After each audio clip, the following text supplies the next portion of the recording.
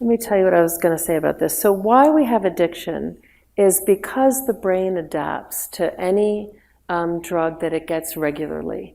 And that adaptation is an attempt to maintain homeostasis.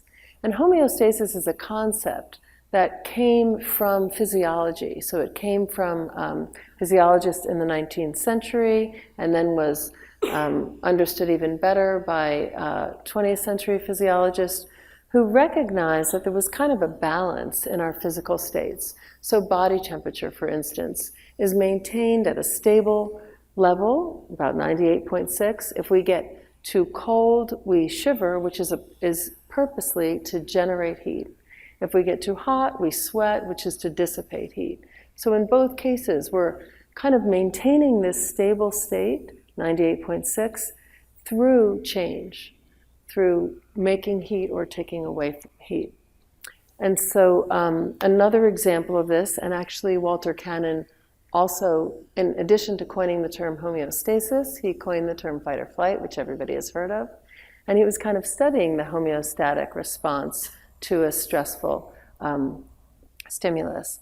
And you know that if you're exposed to a challenge, you engage your autonomic nervous system, your sort of involuntary nervous system, to arousal, and you get into this fight or flight state, as you would maybe if you were taking a tough exam. So this is something that probably many of us can relate to, being in a stressful situation like a test.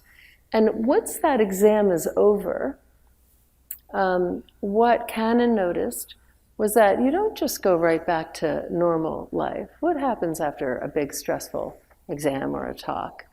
So this person's probably not tired or hungry here, but then right after the exam, something like this, probably after a big bowl of cereal or something.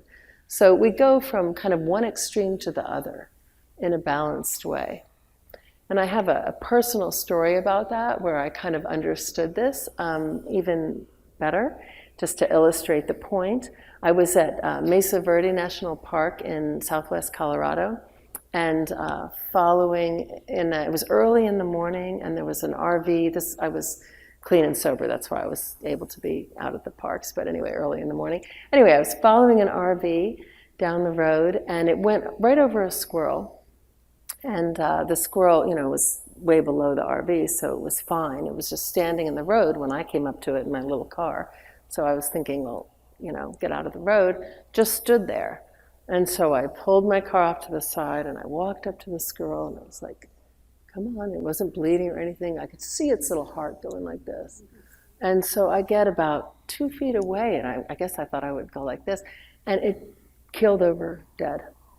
I know. And I was in grad school at the time, so I thought, what the heck? How did it die of fright? Nothing hurt it. And it died of fright. And the way you die of fright, actually, is not usually by the fight or flight, by the big arousal. It's by the counterposing response, which is to calm you down. And he was so aroused that he calmed down so much that he stopped his heart. Yeah. And that's called parasympathetic overshoot. And some people take advantage of that parasympathetic overshoot, like people who skydive. They don't skydive because they love the really stressful experience of thinking you're going to splat onto the ground. They skydive because when they land and they're still alive, they get the opposite response. So the point is that our physiology, our body responses, are kind of in this balance. And it's not that we're aroused and then back to normal. It's that we're aroused and then sedated or really relaxed. Does someone you love suffer from drug addiction? Accidental drug overdoses are the #1 cause of unnatural deaths. Don't wait until it's too late. Call our 24/7 helpline at 1-800-648-6734. A caring addiction specialist is awaiting your call.